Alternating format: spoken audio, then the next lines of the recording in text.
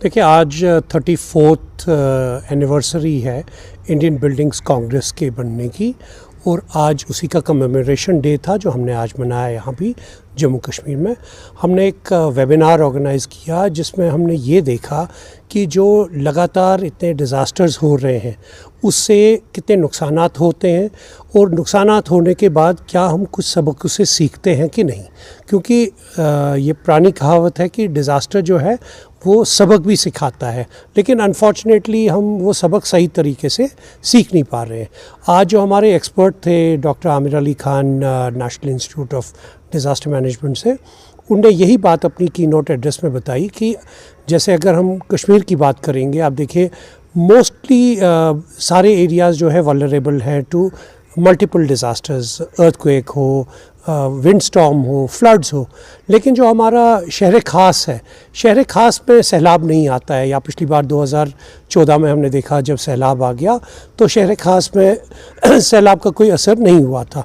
उसका मतलब था कि जो हमारे बुज़ुर्ग लोग थे वो देखते थे, हालांकि उन दिनों कोई डिज़ास्टर मैप्स वगैरह तो तैयार नहीं होते जितने आज हमारे पास टेक्नोलॉजी अवेलेबल है, लेकिन उनकी अपनी एक्सपीरियंस इतनी थी कि उनको पता था कि कौन सा एरिया ऐसा है जो वल्नरेबल है, जहाँ पे लोगों को रिहाइश करने की ज़रूरत नहीं है। आज के वक्त में क्या हो रहा है कि दरिया के दाएं बाएं पे, जहाँ पे रिवर का फ्लड प्लेन जिसको बोलते हैं, लोग वहीं पे कंस्ट्रक्शंस करते हैं, बाद में सैलाबी हालात आते हैं तो उससे नुकसानात होते हैं।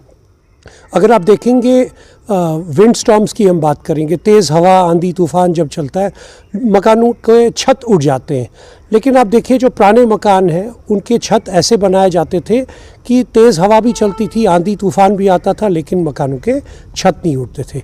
तो इन्हीं बातों पे हमने आज गौर किया, और इसका जो वेबिनार का जो इनाग्रेशन था, हमारे नेशनल लेवल पे जो प्रेसिडेंट है इंजीनियर देबराज चिन्मय जी, उन्होंने इसका इनाग्रेशन किया। देखिए जब 2014 का सैलाब आ गया उसके बाद एक वर्ल्ड बैंक की फंडिंग से एक प्रोजेक्ट बना, Jhelum Tawi flood recovery project, और उस प्रोजेक्ट के तहत बहुत सारे अच्छे इक़दाम लिए गए। जैसे रिवर झेलम और रिवर तवी की मॉर्फोलॉजी स्टडी की गई, पूरे जम्मू एंड कश्मीर इंक्लूडिंग लद्दाख का हैज़र्ड रिस्क वल्नरेबिलिटी असेसमेंट किया गया। बहुत सारे ऐसे इक़दाम लिए गए जिससे हमें फ़ायदा हो सकता था। लेकिन जिन चीज़ की बुनियादी तौर ज़रूरत है वो ये है, जैसे हमारे कैचमेंट एरिया है।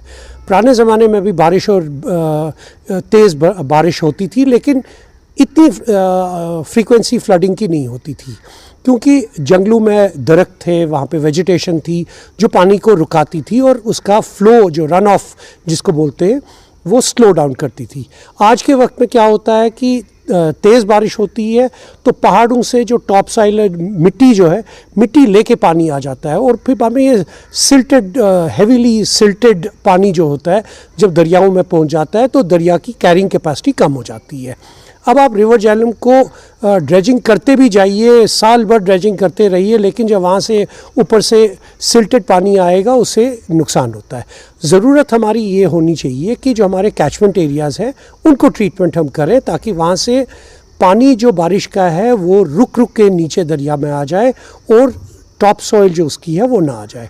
देखिए एक पुरानी कहावत है कि डेवलपमेंट और डिज़ास्टर जो है दोनों साथ साथ होते हैं। अगर कभी डिज़ास्टर होता है, इंसान को उससे सीखना चाहिए कि जब हम दोबारा डेवलपमेंट करें तो इससे बेहतर तरीके से करें। आप श्रीनगर जम्मू नेशनल हाईवे की तरफ देखिए, वहाँ पे जो वाइडनिंग हो गई वहाँ पे, तो पहाड़ों को इस तरह से वहाँ पे वैंडलाइज किया गया कि थोड़ी सी बारिश हो जाती है तो पूरा पहाड़ सड़क पे आ जाता है। साइंटिफिक तरीके से जो उसको करने की ज़रूरत थी वो नहीं की गई। हाँ, डेवलपमेंट की बहुत ज़रूरत है, हमें सड़कों की भी ज़रूरत है, हमें टनल्स की भी ज़रूरत है, हर चीज़ की ज़रूरत है, लेकिन इसको सिस्टमेटिक तरीके और साइंटिफिक तरीके से करना चाहिए ताकि इसके नुकसानात ना हो, और आइंदा जो हमारी आने वाली जो नस्लें हैं वो इससे इसकी वजह से परेशान।